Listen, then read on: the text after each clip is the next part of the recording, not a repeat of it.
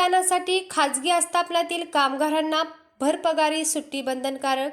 राज्य निवडणूक आयोगाच्या आदेशानुसार येत्या 15 जानेवारी रोजी राज्यातील 29 महानगरपालिकांच्या सार्वत्रिक निवडणुका होणार असून या दिवशी मतदानाचा हक्क बजावण्यासाठी खाजगी आस्थापनांमधील कामगारांना भरपगारी सुट्टी देणे बंधनकारक असल्याचे महाराष्ट्र शासनाच्या उद्योग, ऊर्जा, कामगार व खनिज कर्म विभागाने स्पष्ट केले आहे।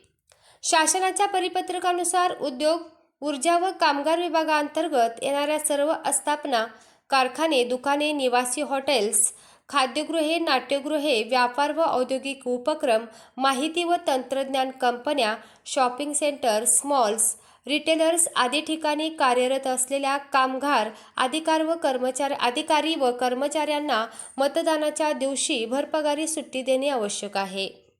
संबंधित कामगार मतदान क्षेत्राबाहेर कार्यरत असल्यास तरी तो संबंधित मतदान क्षेत्रातील मतदार असल्यास त्यालाही ही सवलत लागू राहणार आहे।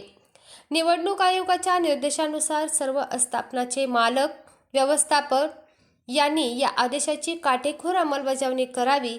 कामगारांना मतदानासाठी योग्य ती सुट्टी किंवा सवलत न दिल्याने मतदान करता न आल्यास संबंधित आस्थापनाविरोधात कठोर कारवाई करण्यात येणार असल्याचा इशारा देण्यात आला आहे। दरम्यान इचलकरंजी उपविभागातील सर्व कामगार मतदारांना आवाहन करण्यात आले आहे की मतदानाच्या दिवशी भरपगारी सुट्टी किंवा सवलत न दिल्यास त्यांनी सहाय्यक कामगार आयुक्त कार्यालय Ichalkaranji gate number 2 Rajaram stadium bus स्थानक समोर येथे तक्रार दाखल करावी।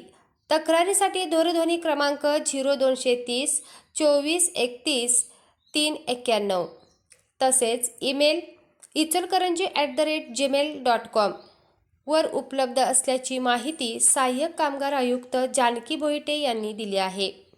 वेदिका न्यूज प्रतिनिधी अरुण शिंदे।